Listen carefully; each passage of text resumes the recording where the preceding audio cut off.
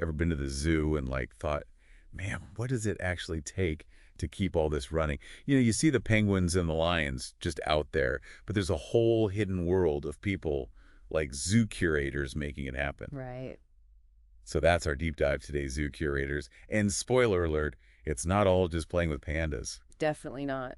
We're going off of RoleCatcher for this, by the way. It's got tons of info for anyone job hunting or even just curious about, what the job's really like. Yeah, it's really interesting, actually. Most people think curators are like up to their elbows in animal care 24/7. Right, which is part of it. Oh, for sure. But there's this whole management side people don't realize. So not just those cute baby animal pics for Instagram. Not quite. Think of it this way.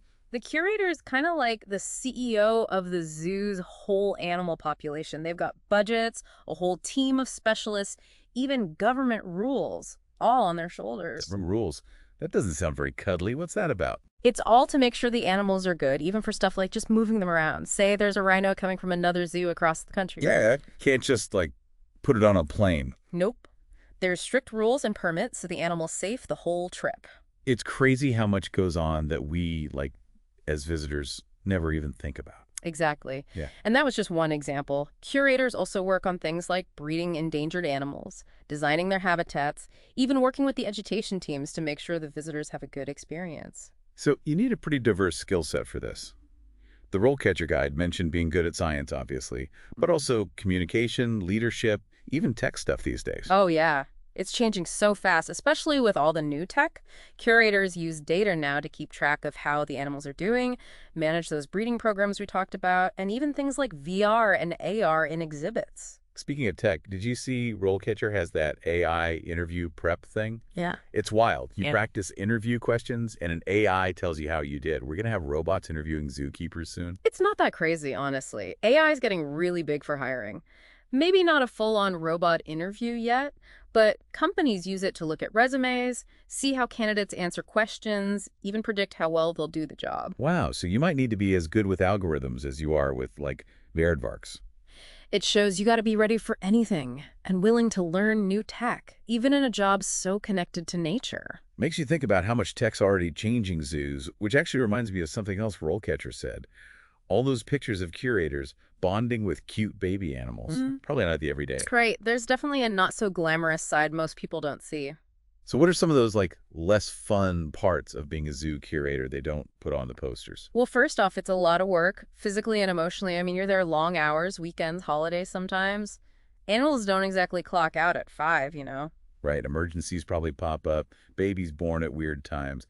Someone's got to be on call. Exactly. And it's not just being there, it's how much you care. You get attached to these animals, so dealing with them being sick or when one dies or even just the everyday stuff, it wears on you. RoleCatcher talked about that emotional toll, but I bet you don't really get it till you've been there. Any situations that were, especially tough that come to mind? Oh, absolutely. There's this one young giraffe. He had a really bad leg fracture. Whole team working around the clock, but Yeah. we couldn't save him. It's always rough, those moments, but it shows you how much compassion you need in this job and how to keep going. Always balancing, huh? The good stuff with knowing those tough parts are going to happen when you work with living creatures. Exactly. Hope and reality all the time. And speaking of balancing, RoleCatcher brought up something else tricky. The whole ethics side of zoos. Yeah, even if everyone's trying their best, there's always that question of keeping wild animals, captive. It's complicated, no easy answers. Zoos now are really into conservation, education, making the habitats more natural.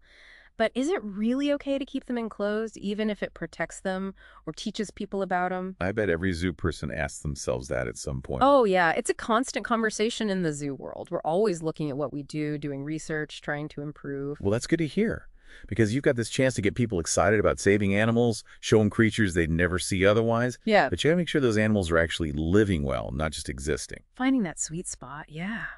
Education, conservation, and what's best for the animal all at once. And the curator's right in the middle of it all, making the calls that affect those animals every day. Yep. And those decisions, like we've been saying, they're not always clear-cut. So we've covered the tough stuff, Mm. the hours, the emotional side, the ethics. But what about the good stuff? What makes it all worth it? Oh, tons of stuff. I mean, it boils down to working with these amazing animals, being part of saving them, like looking a gorilla in the eye, seeing a baby rhino born when it's endangered. Those stick with you. I bet. And knowing you're helping them have a future, that's got to be powerful. Yeah, it really is. And then there's the teaching part, too. Seeing kids get excited at the zoo, you realize you're getting them hooked on wildlife. Creating the next wave of conservationists. And speaking of paths, RoleCatcher talked about how to actually get into this career.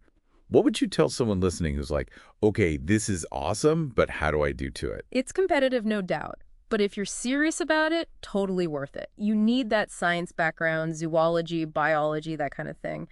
But don't underestimate just getting your hands dirty. Like what, specifically? Volunteer at shelters, internships at zoos. Even if it's cleaning up or making food, it all teaches you something. Shows you're dedicated, not just there for the Instagram. RoleCatcher mentioned building a portfolio, so it's more than just grades. Way more. Put in your own projects, volunteer stuff, even photography if you're good at it. Zoos want visitors to have a good time. Those skills matter too. Right. What about the interview itself? Any tips?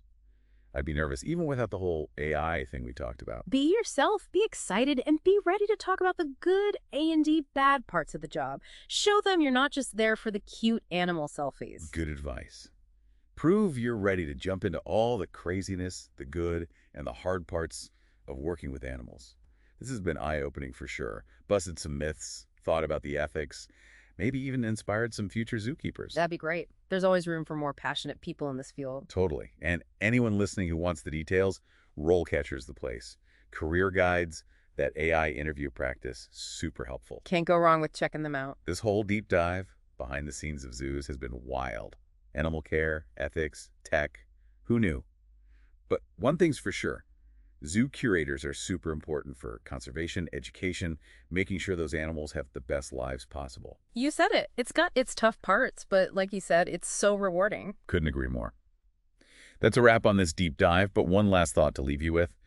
We talked tech-changing zoos. But what about how our understanding of animals changes? They think, they communicate. Should zoos change to match that? Something to chew on till our next deep dive.